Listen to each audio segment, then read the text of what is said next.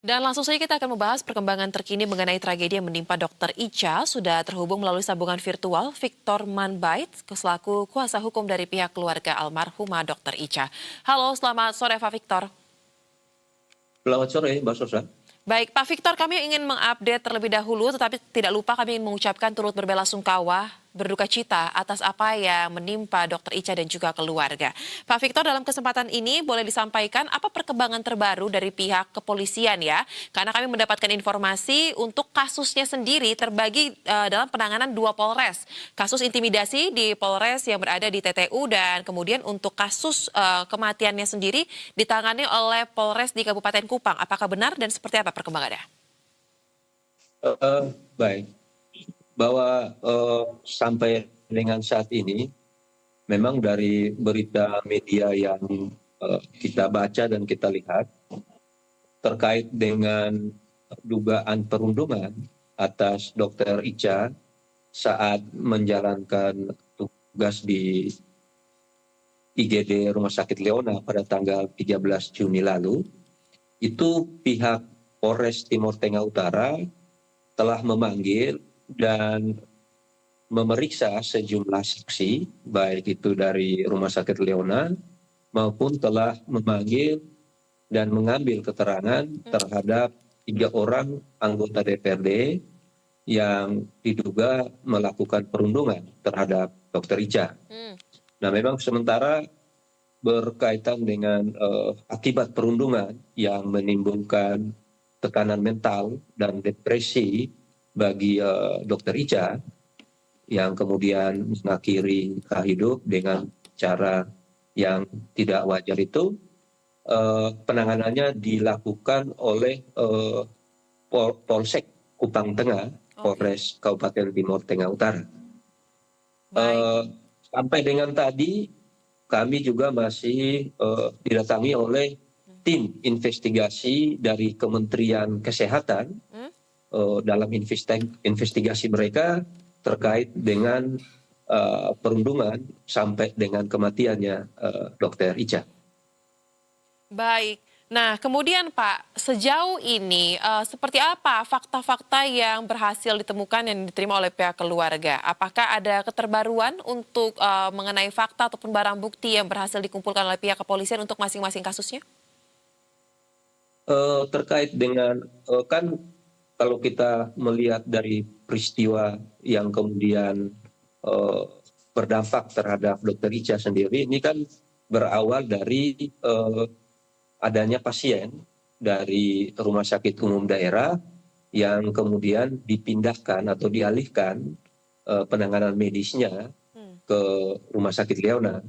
Penting untuk kita ketahui bahwa pasiennya sendiri itu sebenarnya sudah tertangani di Rumah Sakit Umum Daerah. Karena pasien ini kan sebenarnya dia masuk ke Rumah Sakit Umum Daerah itu pada tanggal 14 Juni 2026 sekitar jam 12. Sedangkan dia dipatok ular itu 1 hari sebelumnya di tanggal 13 Juni 2026 malam itu. Jadi baru pada jam 12 siang di keesokan harinya dibawa ke rumah sakit umum. Dan berdasarkan penanganan medis dan diagnosis bahwa itu sesuai dengan keterangan medis dari dokter jaga yang ada di sana dengan Dr. Ica, itu bahwa sudah dilakukan penanganan dan akibat gigitan bisa ular itu diistilahkan dengan level lokal, sehingga itu bisanya tidak berdampak terhadap dia tapi luka. Karena saat itu hari libur dan dokter bedahnya tidak ada, sehingga dikoordinasikan dengan Rumah Sakit Leona untuk yang di sana ada dokter bedahnya, sehingga penanganannya yang selanjutnya adalah untuk penanganan bedah. Jadi pindah ke sana itu secara untuk bisanya sendiri sebenarnya sudah tidak berpengaruh lagi. Nah, disinilah yang kita perlu dudukan bagaimana kondisi, karena kan yang ditangani adalah yang bisa ular itu, dan Dokter Ica sudah melakukan penanganan dengan baik, sesuai berkoordinasi, berkoordinasi dengan dokter jaga rumah sakit umum, bahkan dengan dokter ahli bisa ular, sehingga dari sisi ini itu sudah berjalan dengan baik. Namun kita lihat bahwa ternyata ada intervensi Ya. yang dilakukan oleh pihak luar yang tiba-tiba datang, Hmm? itu dengan intimidasi yang kemudian menimbulkan rasa takut dan menjadi gangguan psikologi bagi Dokter Ica. Ya, Gitu. baik. Nah, kemudian Pak, kan sebenarnya hanya karena merasa panik ya, akhirnya intervensi ini mengganggu proses penanganan medis yang dilakukan sesuai dengan SOP. Nah, setelah tanggal 13 Juni hingga ke tanggal 26 Juni, akhirnya Dokter Ica ditemukan sudah tidak bernyawa lagi karena memilih untuk mengakhiri hidupnya. Bisa disampaikan kurang lebih seperti apa kondisi Dokter Ica dalam masa-masa itu, bentuk rasa ataupun dampak intimidasi yang ia rasakan itu seperti apa? Ya, memang ini kan sangat membuat Dokter Ica sangat terpukul sekali. Kenapa sangat terpukul? Karena yang datang mengintimidasi Hmm. Dokter Ica itu adalah mereka yang dalam kedudukan dan jabatan sebagai anggota DPRD. Dan itu memang sengaja mereka memperkenalkan diri bahwa kami ini adalah anggota DPRD. Oke. Dengan memperkenalkan diri itu kemudian melakukan tekanan Hmm. atas tindakan medis yang dilakukan oleh Dokter Ica. Ya. Mempertanyakan tindakan-tindakan medis yang dilakukan Dokter Ica sesuai SOP itu. Hmm. Dan sudah dijelaskan dengan baik oleh Dokter Ica, belum juga meredakan ataukah mereka menghentikan tekanan itu. Ini yang membuat Dokter Ica sangat tertekan.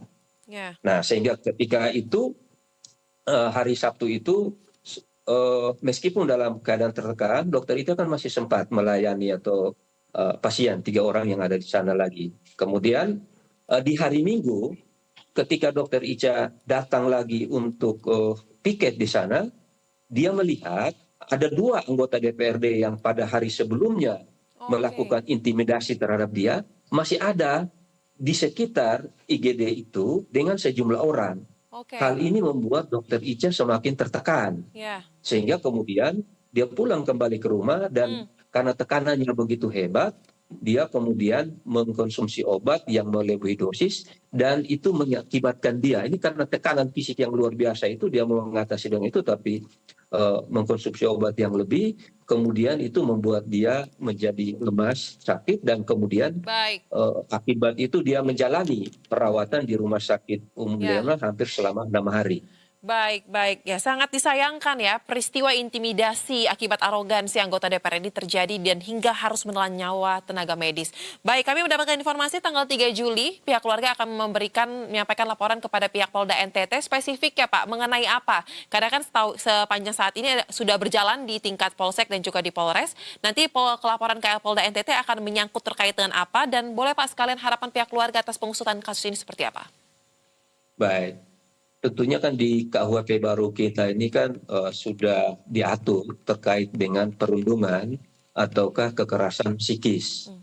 Nah tentunya materi laporan kita akan berkaitan dengan perundungan dan kekerasan psikis yang dialami oleh Dokter Ica sebagaimana yang diatur dalam pasal 448 KUHP, juga di pasal 212 sampai 216 dan pasal 335 yang mengatur tentang kekerasan psikis terhadap seseorang. Nah, ini akan menjadi materi kita karena apa yang dialami oleh Dokter Ica itu adalah kekerasan verbal, Baik. intimidasi.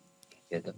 Baik, baik. Kita akan kawal terkait dengan bagaimana nanti pelaporan ini akan disampaikan kepada pihak kepolisian karena besar harapan kasus ini tidak menguap begitu saja tetapi memberikan atensi yang serius agar kasus serupa tidak terjadi lagi di pelayanan kesehatan bagi masyarakat.